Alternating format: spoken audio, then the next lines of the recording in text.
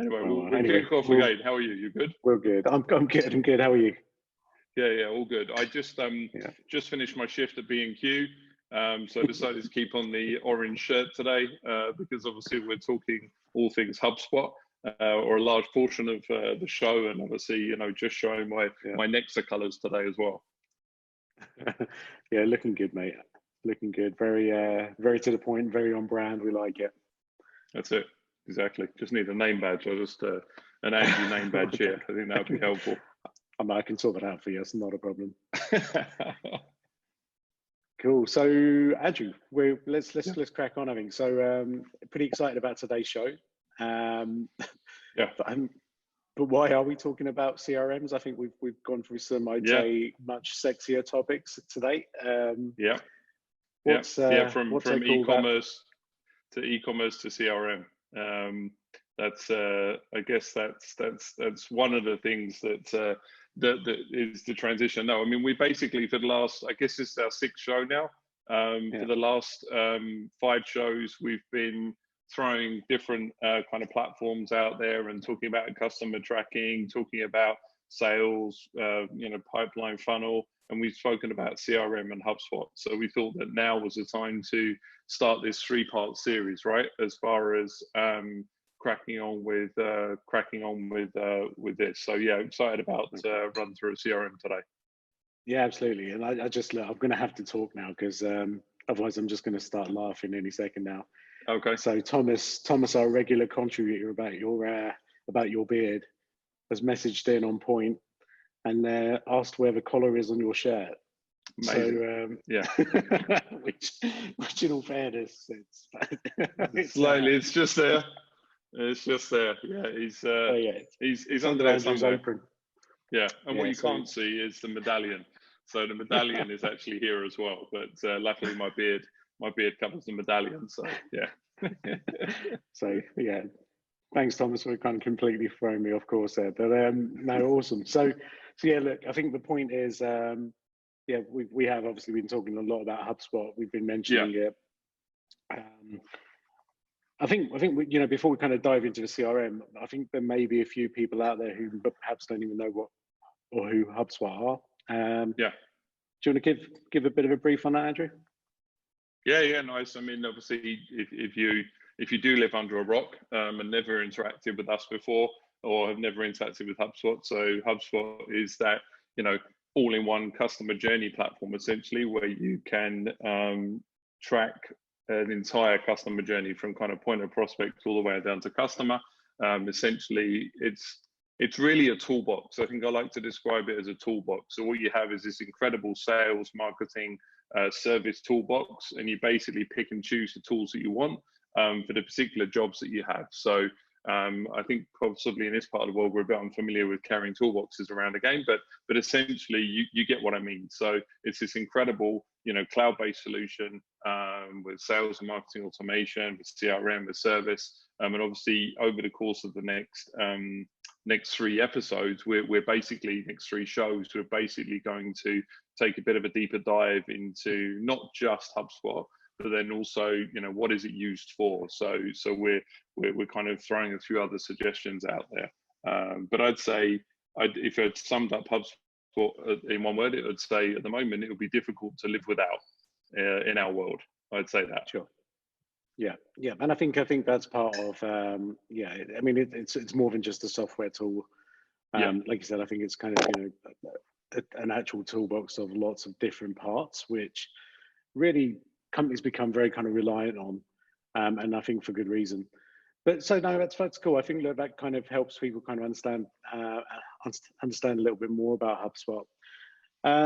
Obviously, guys, this is a CRM show. We've kind of focused all of our kind of marketing activity and communication to everyone, really kind of promoting the fact that it's CRM today.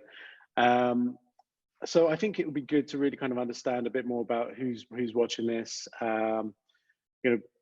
Maybe what you're doing from a CRM perspective and things like that. So we'll launch our first poll, and if you could answer both questions. The first question, once you answer that, it should release the second question. But I guess from our perspective at the moment, what we do want to understand is your business currently using a CRM system? and if you are, then which systems are you using? So if you could start to, great, so I can see some coming in. So and the reason why we're, no, go on. go on. I was going to say, the reason why we're asking this is, the reason why we're asking this, I guess, is just comments that we have, right, when we're having when we're having meetings, and we come across a lot of companies of all kind of shapes and sizes that typically aren't using CRM, or if they're using a CRM, it's perhaps something that's a little bit primitive, or perhaps an Excel sheet, right? And I guess from that perspective, it's always good to kind of understand who we're speaking to, so just so we can kind of shape the rest of the conversation today. Yeah, and by this we really mean any way of customer tracking. So, do you have anything in place at the moment? As Amit said, it could be an Excel sheet with a whole bunch of pivot tables, which is quite popular. We see that a lot. Or it could be obviously a more established CRM system, or again, it could just be your Excel sheet. Yeah, exactly. And so, yeah, so actually interesting. So again, half and half in terms of whether people are using CRM. And again, I'd say, almost half and half in terms of HubSpot versus non-HubSpot, which is cool. So, I mean, obviously, for those of you who haven't used HubSpot, I think that's really interesting, because we're just going to show you some of the kind of key features that I guess we're reliant on. Yeah. And give you some reasons in terms of perhaps why you should be considering not just HubSpot, but any kind of CRM. I think all of that input is going to be quite helpful. And also, Andrew, I think let's kind of touch base on real life examples, how we kind of really use this on a day-to-day basis, and some of the impact that we're seeing. So, yeah, I mean, any kind of further comments before I kind of launch some perhaps wider research around CRM? Yeah, just to rewind. So for this, we can see some familiar faces, obviously, or familiar names, as it were, who's watching. For those of you that this is your first time watching, the idea behind this is we do show kind of real world experience. Yeah. So basically, there may be a few more slides in today's show than there ordinarily is, because we actually want to show you some of the things that HubSpot can specifically do. But generally speaking, it's more of a kind of open forum discussion. If you've got questions, throw a question into the question box at the bottom of your screen. And we'll be happy to kind of answer those throughout the session or at the end of the session. So we like to make these kind of sessions as interactive as possible, and we're obviously always available for an offline conversation once the show's finished anyway. So yeah, it's just to kind of say hi to the folks who are regularly watching us, and hi to the newbies as well. Awesome, thank you. Thanks to the showbiz stuff. So I think what I found, Andrew, I was doing some research on this, because obviously we almost don't look at this anymore, because we're so kind of embedded into our own CRM and our own kind of sales processes. But I guess what was interesting is when I started looking at stats that were coming not just from people like HubSpot, but from others within the industry. Some of the data I felt was really interesting. So I felt what we could do is discuss a couple of these. But the first one that I thought was really interesting, and I guess it's something that we've experienced as well, is the impact of CRM applications in terms of helping us to close more sales, right? To close more business. And they're saying that CRMs typically can help people up by up to 29% in that aspect, which I think is really, really powerful, right, Andrew? Mm-hmm. Yeah. I mean, we actually, I mean, look, for many, we've always had a non-traditional approach to our activity, in the sense that, an agency wouldn't typically have a sales team or a business development team. We always have. And obviously, we experimented with various CRMs along the way, but we definitely saw an increase in the kind of productivity as far as sales individuals' time. How they're using that time, their processes associated to it, and there's the CRM acts almost like an anchor in that regard. So I think it's it's not a surprise to see that increase, because we saw that increase ourselves. Yeah. I think what it might be surprising to perhaps people who are watching and saying, well, okay, that's some strong numbers. I mean, double digit, a third of your time, increase in sales productivity, and then ultimately the knock on, as we can see there, of the forecasting. So, Yeah. you know, forecasting is super tough, but it's even harder when you don't have any data, right? And you're just kind of, you know, finger in the air, kind of what, you know, trying to feel for, oh, I think this is going to close then. I think it's going to possibly, this one looks good. This one looks juicy. You know, so I think that's interesting. Yeah. Yeah, absolutely. The next stat here I felt which was interesting is just about sales cycles. Yeah. And what's your experience with this? Yeah, I mean, I think again it goes back to data, right? So if we said at the beginning that what we're looking at from a HubSpot perspective is that toolbox. You know, the wonderful thing is that straight out of the box, it collects data. So when you initially start to prospect and you have that first touch, as it were, with the prospect, at that point, you know, your CRM should start to kick in. So you should be able to understand at a granular level, you know, what's happening with that particular prospect. But over time, as you start to build data, we can start to see even more, you know, data to associate with intelligence, basically. So I think the thing is that the sales cycle in this just allows us to focus our attention on other activity. So, you know, it means that you're closing deals faster because you're actually focusing your energies and efforts on the individuals that are likely to convert, right? Right.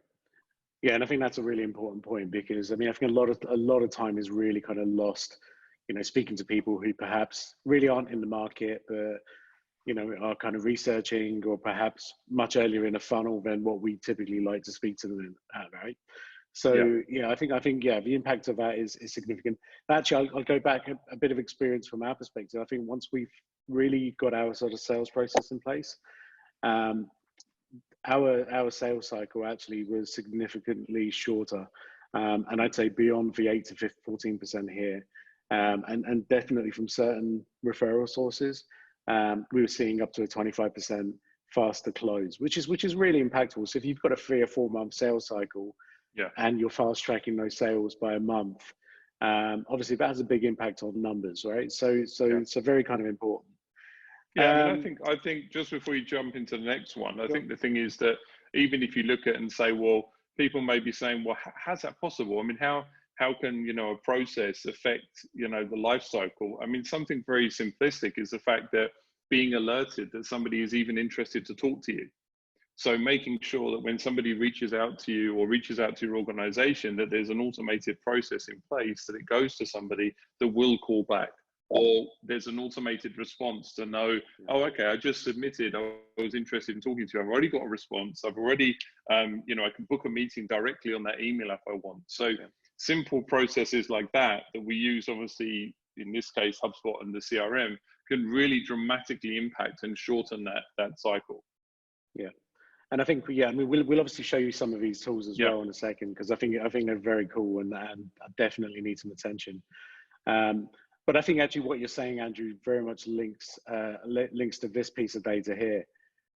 You know, when we look at things like customer retention and customer satisfaction, you know, it's almost difficult to kind of understand how a CRM, where we're talking about potentially that whole kind of pre-sales and sales process, and how that has an impact both on retention and on a satisfaction perspective, right? So two very kind of operational aspects of a business, you know, rather than kind of sales. So I guess that's really important. And that, you know, from our perspective, again, I guess a lot of this comes down to the fact that we're using tools at like HubSpot every stage. And so from the CRM perspective, I guess a lot of our activity is very much in real time. And the fact that, you know, we mentioned things like saving time, right? So the fact that deals perhaps take 15% less time to close. Well, actually, that's a good thing for both vendor and purchaser, right? So, you know, because again, we're saving the customer time, we're saving them, you know, perhaps, you know, stages of a process because of the efficiency of our platforms. And that has to have an impact with retention and satisfaction, I guess, right? Because if it's easy to deal with you, then why wouldn't I want to continue working with you? And why wouldn't that, you know, increase my satisfaction? I mean, what do you think to that? Yeah, I think, look, it's the first touch, isn't it, with a potential customer. first touch is sales, right? And we're talking about an environment when sales is that first touch. So when sales is that first touch and it's process driven, and it's automated but highly personalized to a certain extent, and there's, you know, all of these different ingredients, that's kind of part of that winning formula to convert that business. So if your first touch is, you know, very quick to respond, highly professional, all of these things count to making a decision whether to work within this organization. I mean, I think also at this point we should say that, you know, the reason that we're kind of highlighting some of these points at the very beginning is because ultimately, you know, people are going to think differently of CRMs, right? So you may have, you know, a BD guy or a sales guy that has had a terrible experience, right? It just is cumbersome. It gets in the way. You know, I'm not able to sell. I'm having to input data all the time.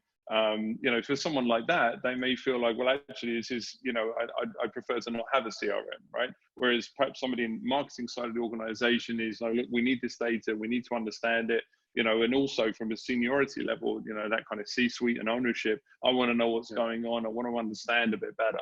So I think the thing is, it's important to highlight, you know, especially we've just highlighted through these three different unique areas. But it's not about, you know, just understanding what meeting you've had, who you've met. It's bigger than that, right? And I think it's important to say that. Yeah, absolutely. And I think you know, that's really kind of key. Andrew, there's some, you know, I think let me stop sharing for a second. But I think if we can just talk about maybe some of our reasons as to why we chose the CRM we did. You know, I think what's kind of like the biggest impact for you, I think, you know, aside from some of these areas that we've just spoken about? Yeah, I mean, I think, look, we're all commercially active in Nexa, right? So yes, we've got a great BD team, but we're also very commercially active. So I think the thing is that, let's take me at a very personal level. So I was one of those guys with 100 Post-it notes all over the desk, follow up with this dude, call this guy, you know, there's essentially, I had a process, but I'd say that it was mangled at best. So from a practical experience, actually kind of understanding how to use a CRM to best benefit me was obviously one of the considerations. The other consideration is how and obviously top priority is how it benefits the organization. So understanding how certain processes are put in place across the board to ultimately benefit the organization. So we can kind of move into that environment where, you know, if you lean back and say, well, typically, you know, a particular type of service that we may sell may take 4 weeks to close. Now, you may know that in your head at a price point, but when you start to pull in real data and you start to use this data, you can actually use it to inform business decisions, which we have, right? So instead of kind of, you know, having a roundtable discussion, the sales meeting every day, hey, how was your day yesterday? How was this? You know, what do you got going on? Yes, we can still have those conversations, but more importantly, we can actually drill down to the data. And then we can start to make some different decisions about how we might treat that potential prospect or how we might treat that customer, because we have historic data. So I think the thing is that, you know, when we were looking at kind of implementing a CRM system, you know, we tested a few, obviously, at the time when we first came on. HubSpot wasn't really banging the CRM drum, right? They were talking more about marketing, automation, you know, and obviously that wasn't the real focus at that point. But obviously they've changed that, and perhaps you could jump into to kind of explain. I think we were using a different tool. I think Base CRM. I think for years, right? Base. I think Basecamp, Base CRM or Base. Yeah, Base. That's the one we were using. And there was a cost associated to that as well, right? It wasn't cheap. It was we were paying per user per month, kind of that SaaS model, and it was fine. I mean, it was okay, and it kind of, you know, did the job of tracking, but it just wasn't fully integrated to the entire customer experience. And I think that's obviously where, you know, for us, HubSpot trumps that. You know, so I think that when that decision was made, yes, it's at a personal level because it is highly customizable, and we'll take a deep dive, you know, in a bit into some of the things that I love and other people using it may never have used those parts of the CRM, or maybe using it completely differently. I think the thing is that what's important is when you do make this decision to look at a CRM, you do look at features, functionality, and more importantly, how your environment, your office, your people are actually going to use it, right? Because we hear time and time again here, you hear in the market all the time, CRM is an expensive Ferrari. It sits over in the corner. They parked it there and they gave us the keys, but it's actually the wrong key. I don't know how to drive it, and we hear that a lot, right? So I think that's important as well. Yeah, I think, which is a really good point, because I think, especially times like now when people are potentially looking at cost saving, they might be looking at these platforms and saying, actually, what's the real benefit? But I think the challenge is the benefit might be down to the fact that maybe the tools aren't being used properly, or perhaps even the guys who are making those decisions aren't really, exposed to the impact the CRM's having, right? So again, if it's a CFO who's potentially making a decision, do they really understand, exactly what the impact on productivity is, the impact on sales, the impact on closing cycles? I mean, all of these things I think become really important. We've had a couple of questions already. One, a couple actually from Ashraf. Thanks, Ashraf. So, you mentioned something really interesting here as well, right? So, you're talking about, sales, and then you're talking about marketing. And funnily enough, we have got a poll that's actually created for this, because you raise an important point, which is, should, a CRM look after sales, or should it look after marketing? Or perhaps do you have one CRM that looks after both? And I think typically, Andrew, most people look at CRM as a sales function, right? A sales tool, right? That's right. Which I think is, which I think is slightly dangerous. And I think especially as we kind of move into this realm, no matter how kind of slow it takes for us to move into it, but as we move into this realm of sort of sales and marketing alignment, which is super important for businesses, especially now in this almost new era. The fact that sales and marketing are looking at the same metrics, I think, become really important. So I just want to ask a question to the audience as well. Just again, based on, for those of you that are using a CRM, what is your kind of main use today? Is it kind of to support the sales side of it, support marketing, or is it to support both sales and marketing? And great, thank you guys. And as this is coming in, I think this is really helpful. Yeah, Andrew, I mean, if you look at the tools, even within HubSpot CRM, we've been using that now probably for about 5 or 6 years, and prior to that, obviously Base. But these tools have evolved a lot, right? I mean, they're not what they used to be. No. Is that fair? No.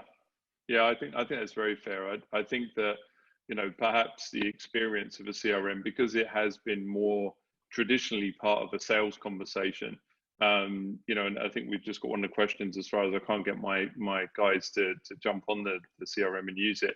I think the thing is that it was almost seen as like a necessity, but by ways of tracking what I'm doing as an individual, as opposed to a driver of business success, right? Yeah. So I think the conversation or the dynamic has to change, because they have moved dramatically, away from that.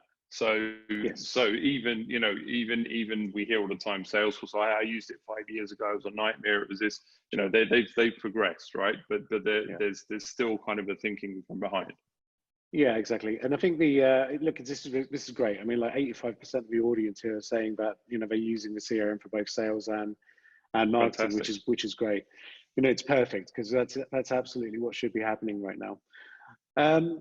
Andrew, I think let's kind of jump into some of the features, and again, some of the thinking behind what we kind of love about the platform. So let me kind of share my screen again. Yeah. So do you want to kind of talk us through again some of the elements that are kind of important to you here?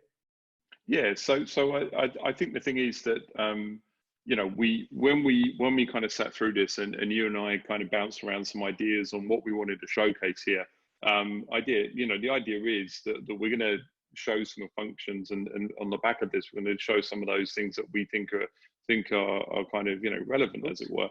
But what we looked at is we kind of tried to think of some of the things that would help in that conversation. So I think the thing is that important features, that this is based on hundreds of conversations that we've had, right, with various sales teams, various marketing teams, ownership teams of what is a good quality CRM. What should it do for you, right?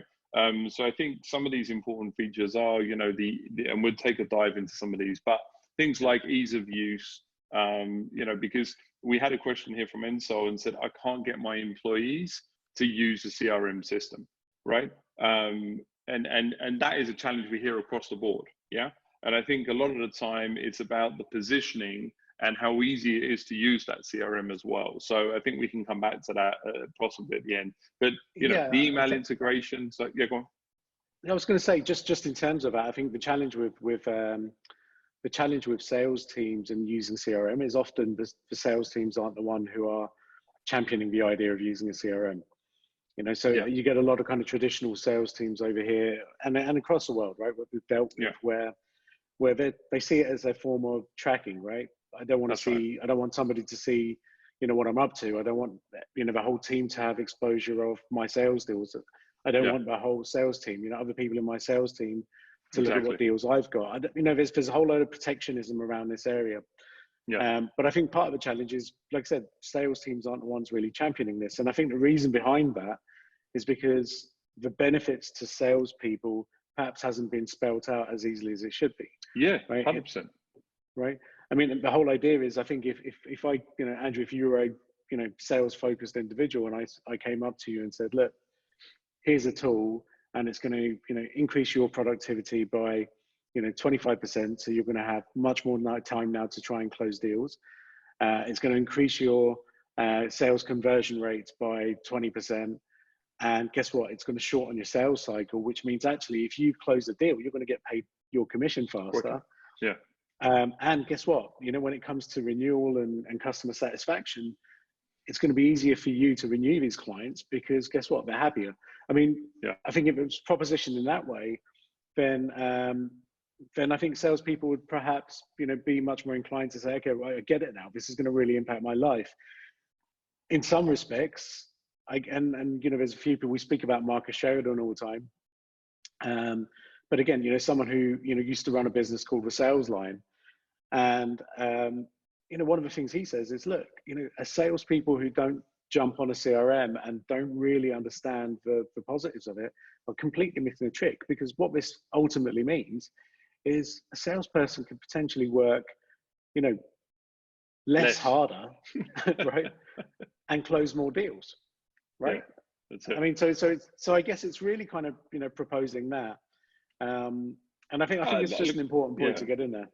Yeah, I think one of the challenges is that, marketing can be seen as pretty snazzy, pretty sexy sometimes, right? So it's kind of, there's a lot of effort around trying to explore marketing tools because it's marketing and they're marketing to themselves and they're marketing tools, right? Whereas sales kind of sometimes gets a bit left behind. So, there's not as much focus sometimes on, look, it can do this for you, as you said. So when you spell out as, increasing my productivity, shorter close, I can earn more, I can do this. I mean, there's a lot of different positioning. So I think back to the question, I'm struggling to get my team to use it. I think it's just about the positioning of it. So it's not about, look, it's amazing, I can see how many meetings you've got, or it's amazing, I can see how many proposals you've got. That isn't the way to approach it, right? The way to approach it is, look, you can see if you're talking to 10 people a day, and you've spoken to 50 people over the week, of those 50 people, who actually opened your emails, who actually looked at your proposals, who actually came back on the website. I think when you can kind of start to, say, instead of Sunday morning or Monday morning jumping on the phone and calling those 50 people, you might call 6. And ultimately those 6 people, 3 of them may convert. So I think, it's important to talk about the fun stuff. And that's why we kind of wanted to show some of the elements perhaps that aren't usually shown from a CRM perspective. So I mean, these obviously, so we, we've mentioned some of these things, the intelligence and tracking, lead scorings, where we can identify who to look at, and from a ownership perspective and a director perspective. Reporting is obviously crucial in here, making meetings easy to kind of run through some of those proposal and quote integrations, sales sequences. I mean, it's, you know, even reading through this now, I'm starting to scare some people, I think, right?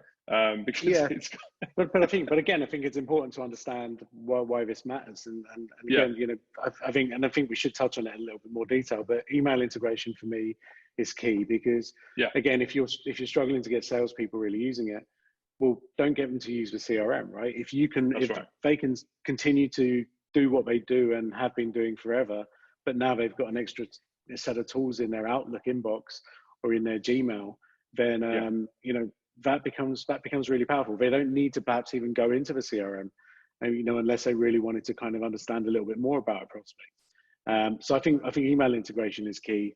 My favorite on here, I'd say, is lead scoring. And again, purely down to the fact that, you know, if you start to track the different engagements that a prospect is having with you from a sales perspective, that becomes like infinitely powerful, right? I mean, it just gives you superpowers in terms of, you know, really kind of understanding how serious that person is, whether they're engaged in the sales process, and ultimately, are they going to close or not?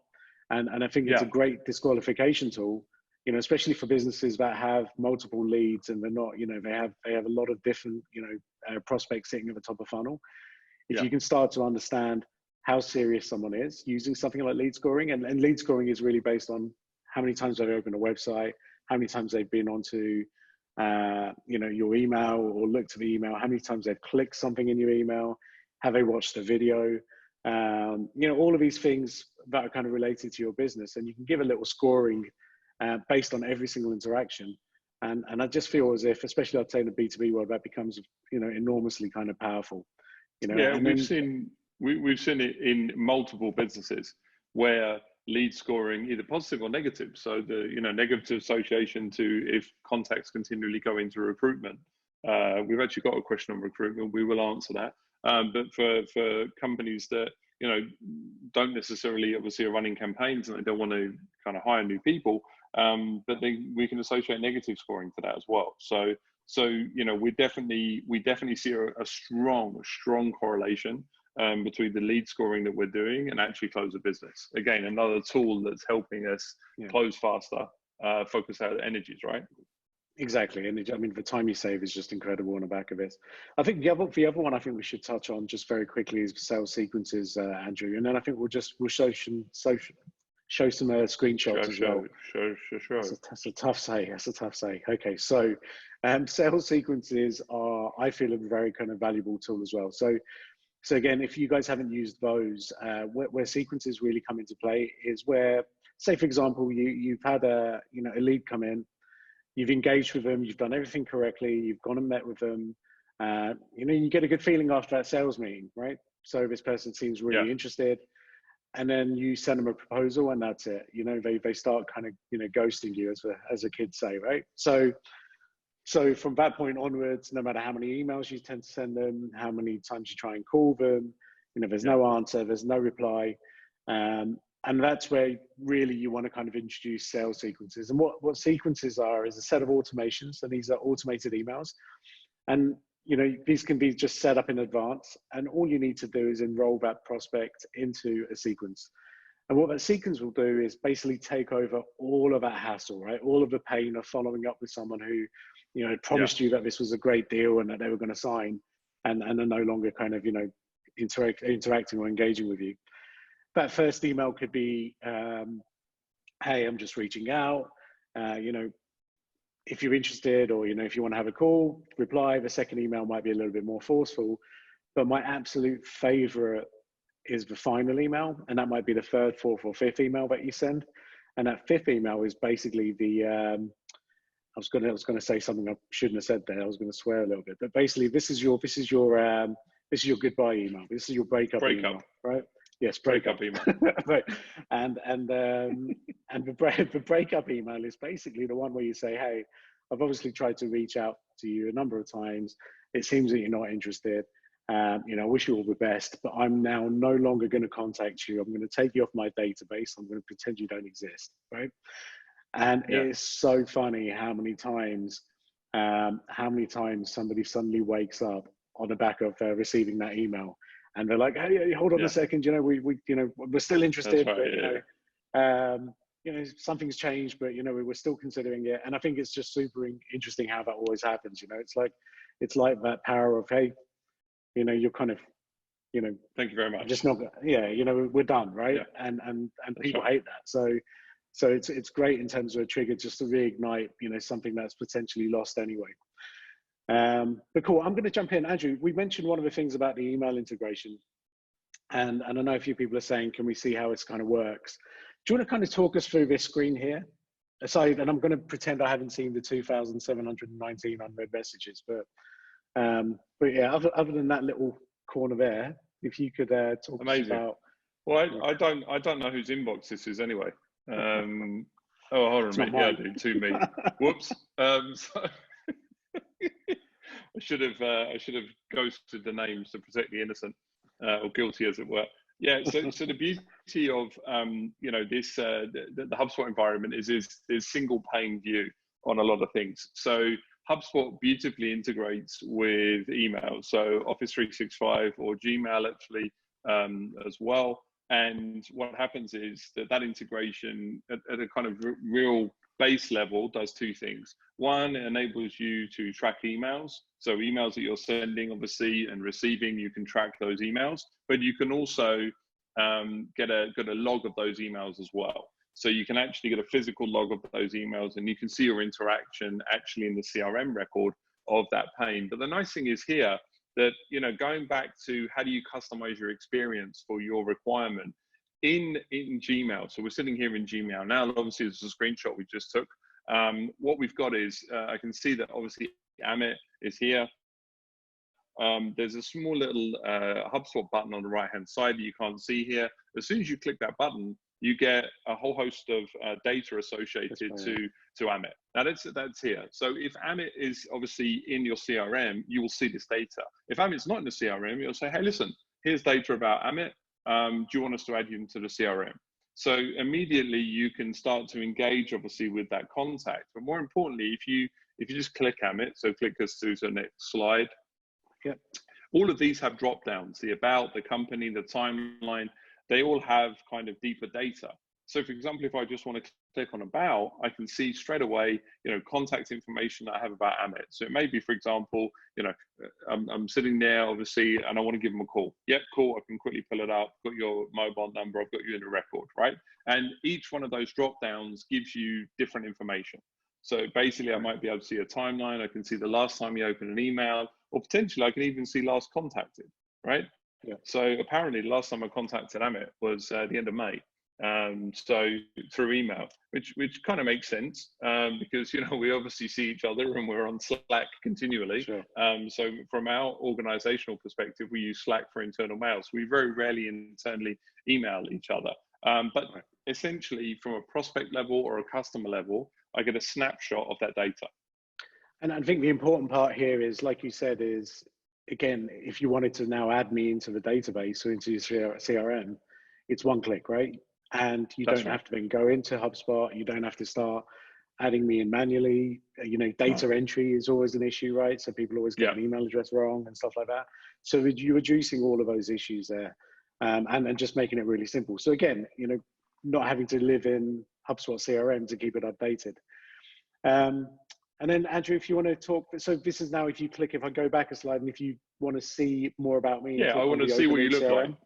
So I want to take a bit of a deeper dive and kind of understand you a bit more. So again, the way that the HubSpot CRM works is single pane view to essentially make sure that your time again is, optimized. We're talking about efficiency of time, optimize of your process, essentially here in HubSpot. So if I'm looking at a customer record or a prospect record, any item that I click, so if I click into notes, if I click into email, if I click into calls, I have panels that present themselves. I'm not taken away. I'm not sent to another web page to be loaded. Everything is concentrated in this space. So on the left-hand side, I have, a nice little snapshot of Amit essentially and what he's been up to and his contact data.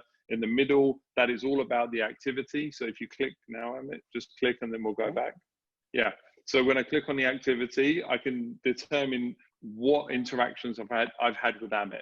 So if I just want to see emails, for example, I can select emails only. If I want to see the meetings I've had, I can select meetings. So this gives me a real kind of solid snapshot of my relationship with Amit. Now, what's great about this, obviously, is as a customer record, this lives on. So if you've got a rotational sales environment with your BDs and your sales rotating, or different ownership, as soon as someone takes ownership of that contact, they've got an entire history of the communication with them, right? So that may be someone that, you know, continually fishes. So it's like, oh, I've got a really hot guy, you know, on the lead. It's here. You go back into the record and you see, well, this individual's actually spoken to my last 3 previous salespeople, right? But they've never closed anything. So you can start to, again, use this information to determine the type of engagement that you're going to have with this individual. Can you go back, not forward, Amit? So go back a slide, yeah. So on the right-hand side, obviously what we have here is the deal funnel. So from here as well, I can create a deal. So it gives me information about the company, it pulls information from LinkedIn and obviously the website, but it can also, I can add a deal in here. So if I'm at that point where actually, you know, the conversation has presented itself for me to offer a service to Amit, at that point, again, I can create a deal in this window. So I can essentially live my life here, or alternatively, I could just live in Gmail, and we'll come back to Gmail in a minute. But if we click through to 2 more. Yeah. So as we continue to scroll down on the left-hand side, this is where the HubSpot, you know, power really comes into play. So essentially, this gives me an overview of Amit's activity on the Nexa website. Now, obviously, some could say this is obsessive, but I wouldn't say it's obsessive. I'd say it's a measure of success of Nexa. That the CEO is passionate about the website and actually spends a lot of the time on there. So, but this is tracking back all the way to 2015. So that initial record was created 5 years ago, September 14th. And you can see here that Amit actually is an evangelist now. So Amit, I don't know if we want to start, you know, a show possibly in the next couple of weeks where you could be that evangelist and, you know, the HubSpot evangelist, as it were, right? So, mate, I think it's an absolutely great idea, but unfortunately, I'm busy because I've got to go on our website and view another 1,000 pages at that time. So, yeah, this is. I mean, look, the point is, I mean, you know, if you do ever have a prospect that's been on your website 600 times, yeah, there's a good chance he cares about your business and would probably close as a customer if he's not working for you. But right. Yeah, I mean, the fact is, you know, this is great, and you know, I wonder what my lead score is as well. Thinking about that. But actually, yeah, we should. I don't think your lead score's pretty high because you haven't closed anything. No one's been able to close any business. You haven't sold to yourself, Amit, yet. True. So, you know, that's yeah. But I think the fact is that now, if you wanted to go in and actually have a look, okay, when were those 615 times that I came onto the website? You'd have a full record of that. That's right. You'd be able to see exactly what pages I've been on, what pages I seemingly care about. And then, you know, conversations can obviously start to be sort of highly customized, right? And personalized based on all the things that you know about me, which I don't necessarily know that you know about me, if that makes sense. Yeah. Right. Yeah. So it starts to really kind of, you know, complete that sort of personalization engagement process, which is exactly, and creeps into that intelligence. So not only do I know that Amit's opened my email, I know that Amit's looked at a proposal. I know that Amit has actually viewed 100 pages on the website, and I can see that in real time. So then I can use that information how I see fit. So it may be you know, that call that goes out and says, "Hey Amit, look, you know, just wanted to catch up," whatever the case may be. So you can start to use this intelligence piece. Yeah, and I think the thing is, I mean, you don't obviously track me, but every single time I'd go on a website, you'd also get a notification, right? That's right, yeah. I don't know who owns you. Who owns you as part of the ownership and contact? Do you own yourself? I'm hoping it's no one, mate, because it's obviously highly embarrassing how much time I spend on that website. Ding, ding, ding, ding, ding. Yeah. Like I said to you, I think this is a good thing. I think it would be good to see. I think if other CEOs spend this amount of time invested in their business, they might be doing well.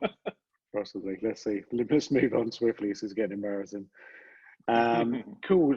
So Andrew, so this is again back to that Gmail environment, right? Yeah. And I think this is pretty cool. I love this because it's, for me, it's a massive time saver. But do you want to kind of talk through this feature? Yeah, so basically on here, so the integration is seamless, and we'll talk a bit about the kind of partner integration a bit towards the end of our show here. But the integration is truly seamless. So it's not just, you can see on the right hand side there you've got log and track. So I can just track emails, or I can actually make a physical log. So that I've predetermined that I track my emails, right? But no, I don't log them because I prefer to search again in Gmail.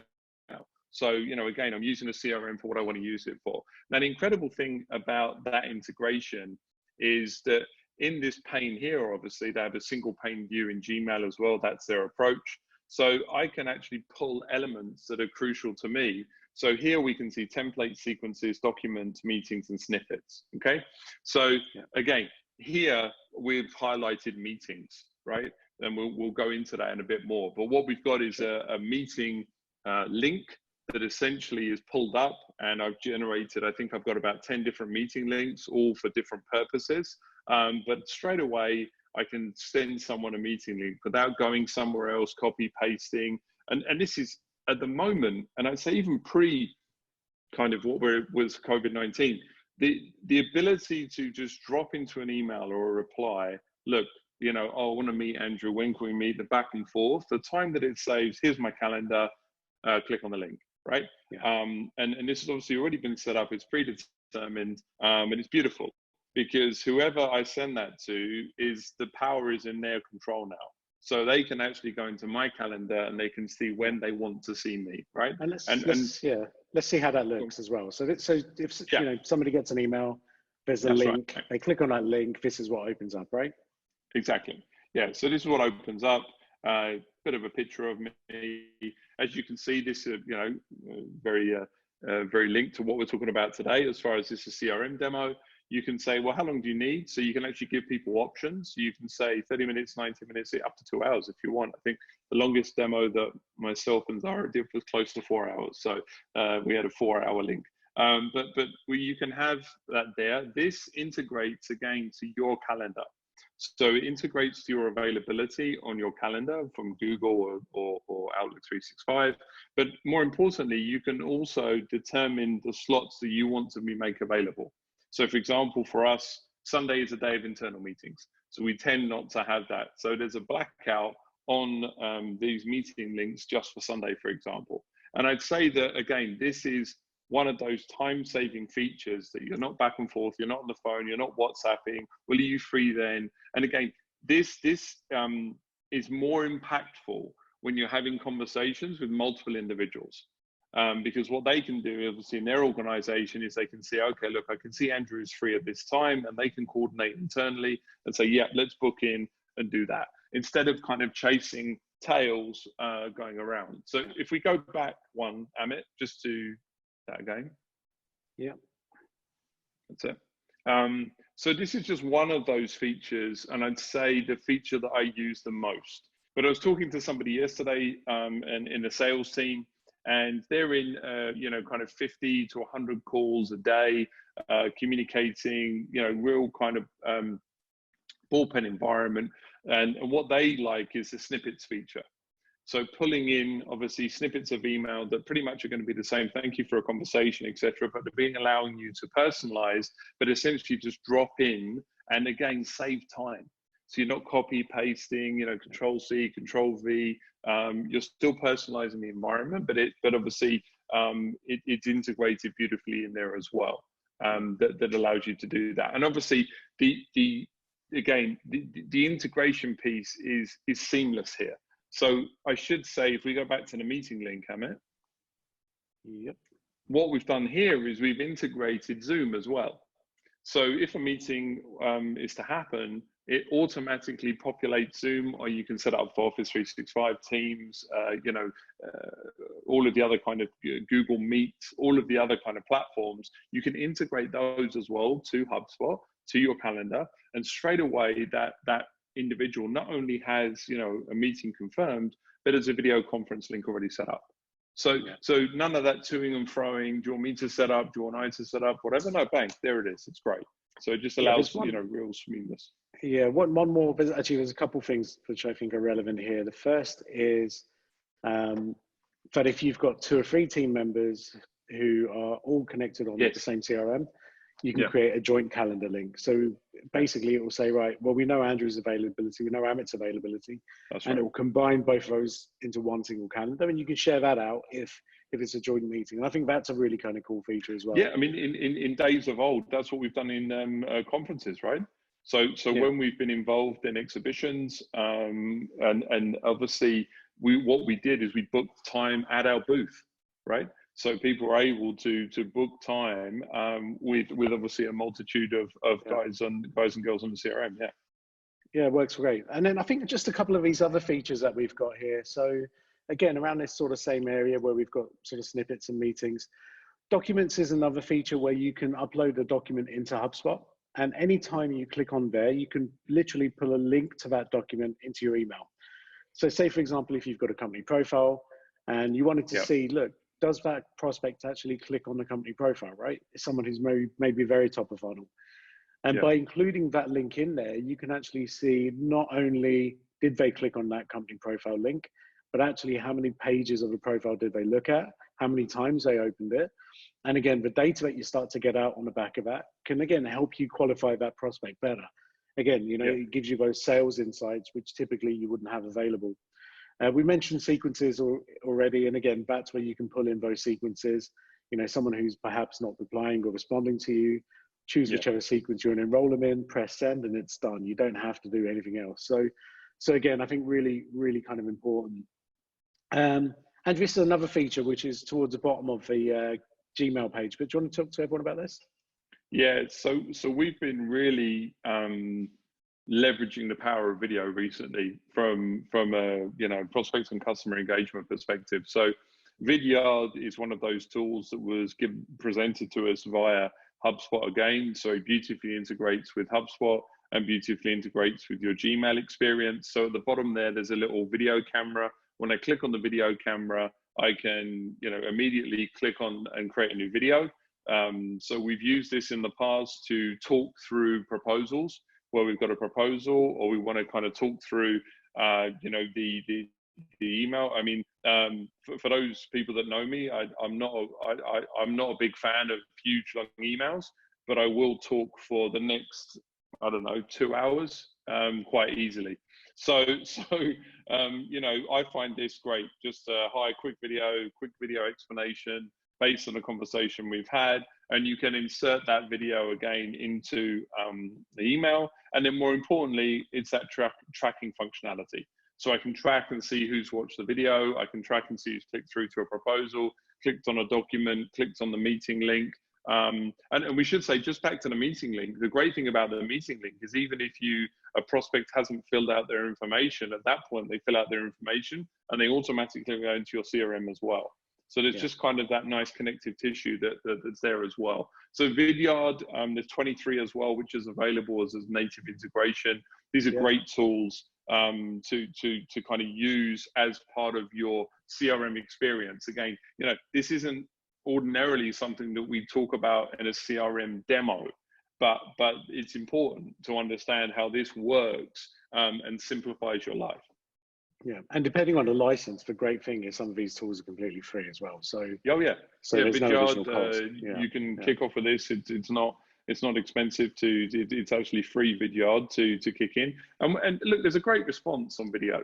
So I think that it's been there for a while. I think current situation has determined that we're using this a lot more, but people love it. It's a real personal touch to kind of jump on and do a quick video. Okay, cool, got it. Awesome. Yeah, look, I think just before we go into kind of how this stacks up, we could honestly do a whole show on cool features, right? Yeah. So, I think the thing is that the goal here isn't to kind of jump in and explain, we've got a few questions coming. Does it do this? Does it do that? Happy to kind of have a deep dive conversation and see if it's suitable for your requirements. But we wanted to show some of the cool things that we feel are not really spoken about when people are ordinarily discussing CRMs, right? And how to use them. Because again, this is very much focused on simplifying your activity, getting intelligence, so tracking, how you're communicating with your customers and seeing that. And ultimately, everything that we've gone through there, that data gets pulled and collected in, and 6 months down the line, you can see, well, actually, does video work? What's the ratio of close between a video engagement and a non-video engagement? How do we, if I send sales collateral on the second touch, is that a better conversion rate than not sending at all? And we have had the ability to track everything, right? Yeah, absolutely. Do you want to tackle a couple of questions, Andrew, and then we'll move on to just some of the last couple of bits? Yeah. So, question for Paris. Yeah. How can HubSpot help with recruitment companies CRM? That's an interesting one, because I guess from a recruitment perspective, you're dealing with B2B and B2C, right? In many respects. So yeah. So what's the role of a CRM in that kind of environment? No, I mean, I think just like you said, I mean, I think the thing is, it depends how you want to use the CRM. So do you want to use the CRM from a candidate perspective? I'm not sure that that's really what the requirement would be. I'd say use it more from a business perspective. So I'd say the B2B angle is a lot more powerful. So understanding, obviously, out there, who you've engaged with previously. And obviously, at the moment, I think that recruitment's an interesting space because this is a time of movement, either forced movement or people thinking they would like to move because they've had a lot more time on their hands, let's say. So I think the thing is that from a recruitment perspective, this is ideal to track conversations with prospects. So either understanding what's happened in the past or just those conversations that you're having with those individuals, right? What do you think? Yeah, absolutely. No, I agree. I think you've got to be, it could be good just to make sure which employees are potentially engaged, in that whole process. I think that's important. But again, I mean, essentially, recruitment firms are B2B sales focused, right? They want new clients. They want to kind of help people with that recruitment process.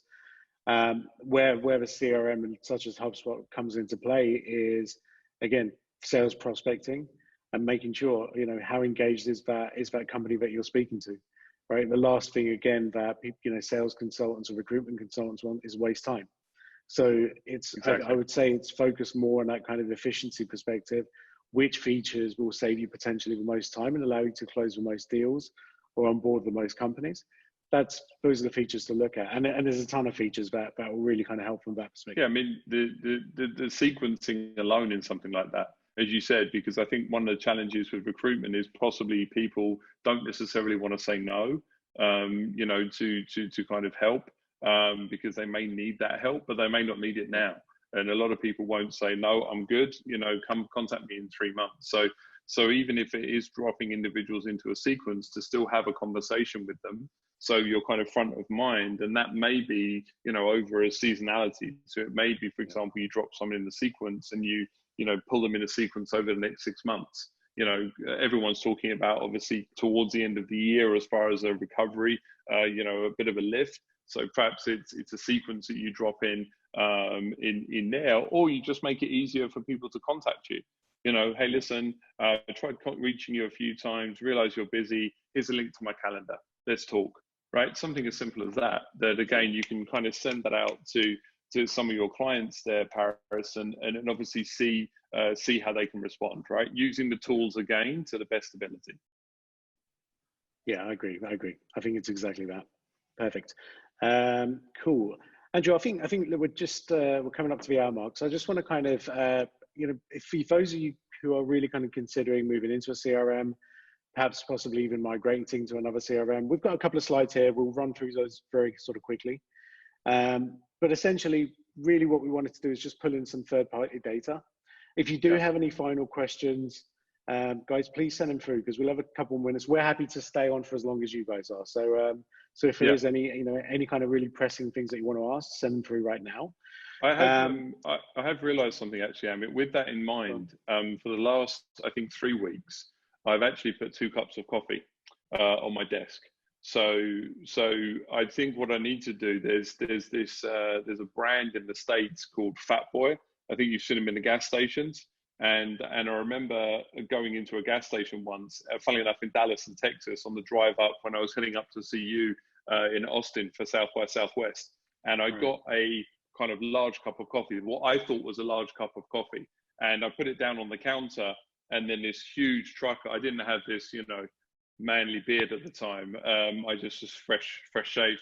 And this trucker behind me put down this, what I can only be described as a vat of coffee.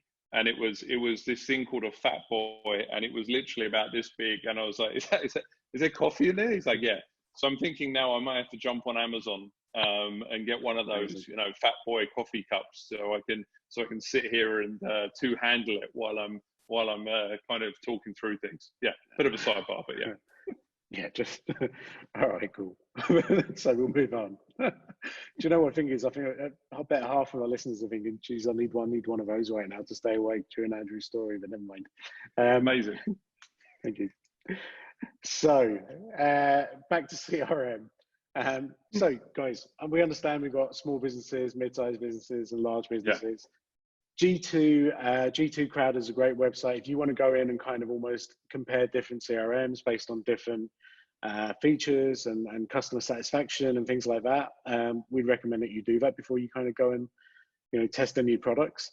It will definitely save you time. But for small businesses, you know, the matrix here is very simple. This is based on satisfaction, so obviously high satisfaction here, and market presence. And obviously everyone's heard of Salesforce. Salesforce is you know, the market leader in terms of sheer size. But I think what's happening, which is interesting, is HubSpot's customer satisfaction is actually better than Salesforce's, just from a market presence perspective, based on the number of countries that Salesforce has a presence in. That's where they're, you know, superior. If we look at you know, if we look at the next box here, where we're talking mid-sized businesses, obviously now there's a smaller playing field as well. And again, just to reiterate, you want to kind of focus on this big box here as opposed to any of these, because this is where, you know, the sages of the world, which are typically sort of accounting software, have tried to get into CRM and obviously not having much success from a customer satisfaction perspective. But again, I think what's interesting here is HubSpot and Salesforce, as your company grows, both of these products kind of scale with you.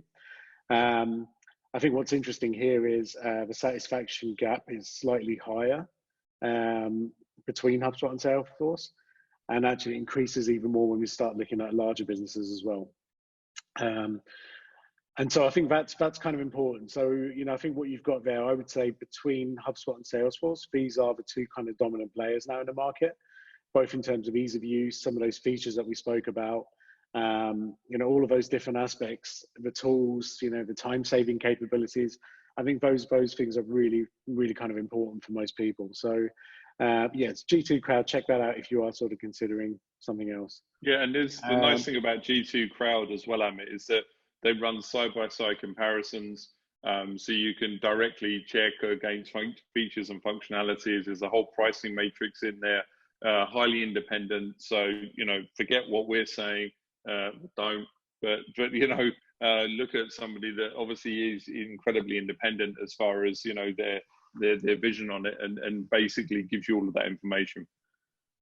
Yeah, absolutely.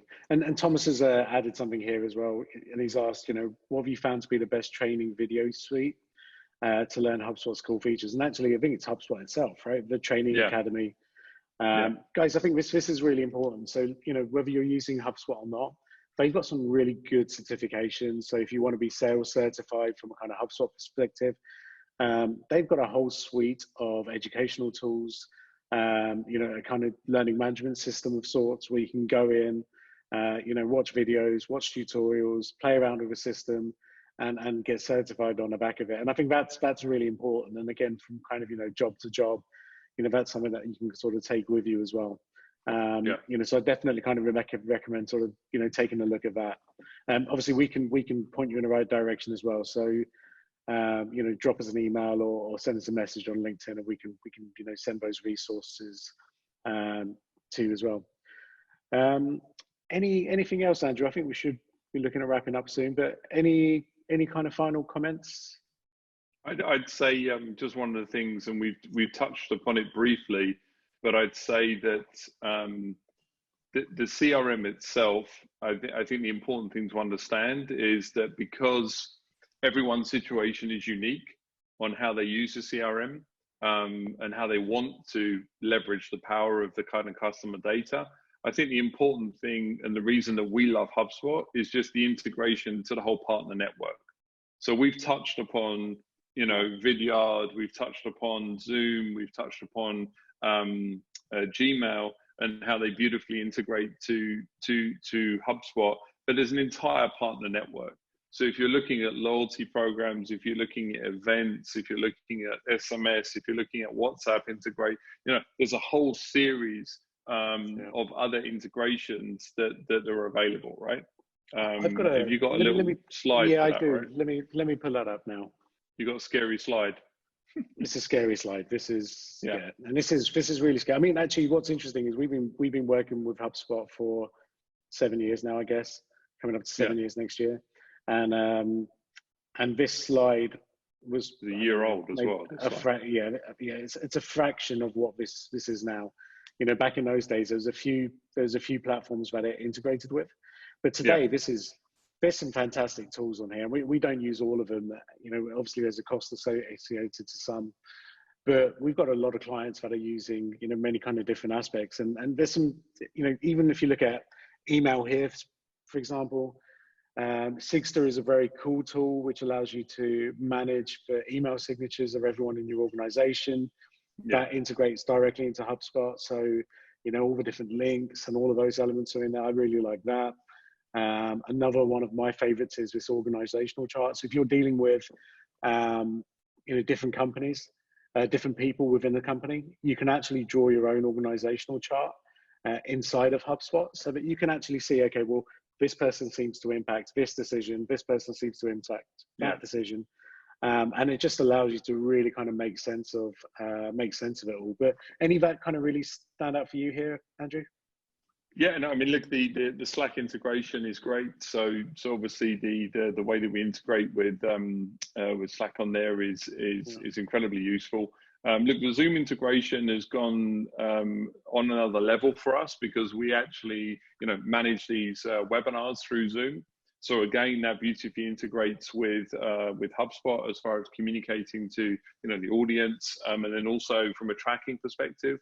And visibility and stats, because Zoom is still learning that a bit. So we get obviously a lot more data from HubSpot. So I think obviously, the interesting thing here is that, for example, if you look at like a MailChimp, there is an email marketing integration in HubSpot. It's at the core of it. But they still have opened up to MailChimp, and obviously some clients prefer MailChimp. So I think it's important to mention as well, not to get too techie, because that's really not my role. There's somebody else in the organization actually that looks after the tech stuff. But basically, it's an API environment, an open API. So if there's no native integration, there is the ability to integrate to an existing system that you have or you love, or you may have a custom X, booking system, for example, for a restaurant or something like that, and it can still integrate beautifully. And I think some of the, from a marketing perspective, we did actually have this question. I think that was probably what we'll take a bit of a deeper dive into next week or the week after. But from an ROI perspective and tracking of campaigns, there's native integrations now with Facebook, LinkedIn, Twitter, that allow you to track and manage your campaigns right there in the platform itself as well. So I think we'll probably touch upon some of those other integrations next week, right? Yeah, for sure. And I think I think that's such a good point, because I think the way to look at, CRM systems like HubSpot is you can literally turn them into whatever you want them to be, right? Yeah. And there used to be a tendency for companies, if we even go back, not even that long ago, 5 or 6 years, and the amount of companies that we'd speak to that had custom CRMs where, there's a team of engineers that are managing this. It's as buggy as hell. There's problems with it. So, and the second you get a problem with any kind of system like this, people stop using them. But, you know, we used to see that a lot where, you know, people have got these very kind of big, elaborate CRM systems. And they've said, well, the reason why we needed it to, because we needed it to connect to this data and this data and this data.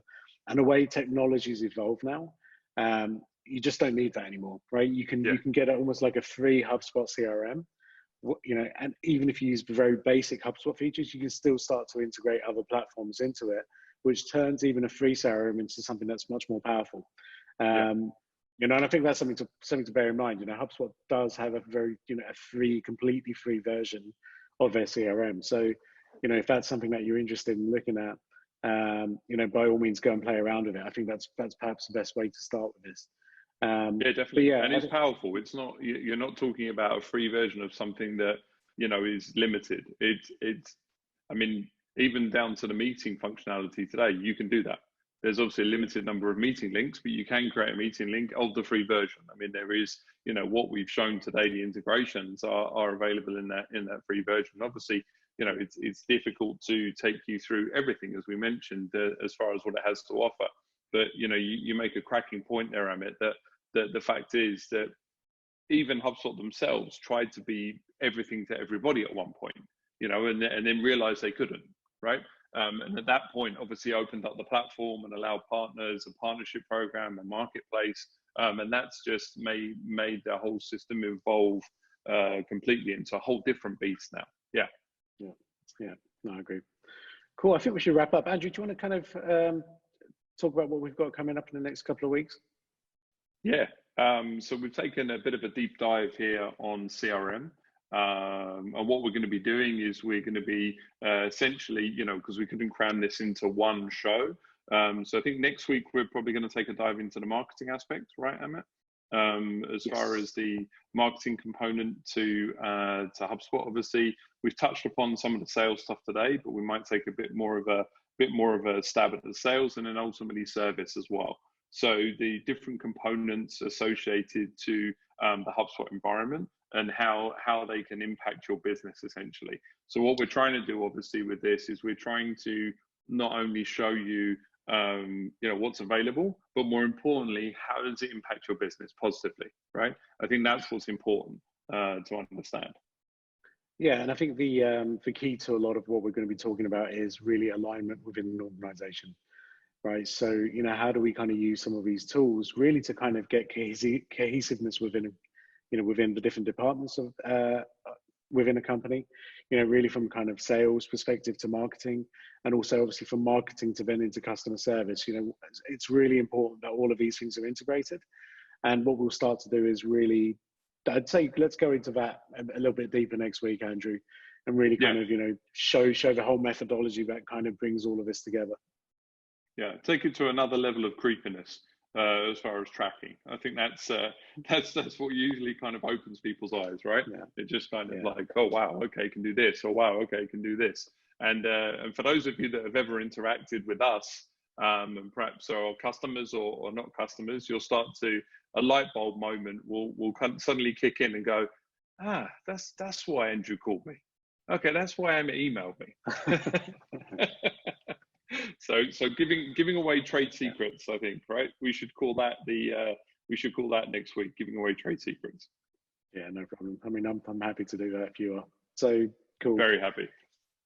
Guys, thank you very much. Thanks for watching. Again, our 40-minute show has gone on for about 70 minutes, so apologies for that. Amazing. Thanks for kind of hanging in there, and we'll catch up with you next week. And yeah, have a great kind of week between now and then. See you, Andrew. Take care. Thanks, everyone. Cheers. See you later. Bye.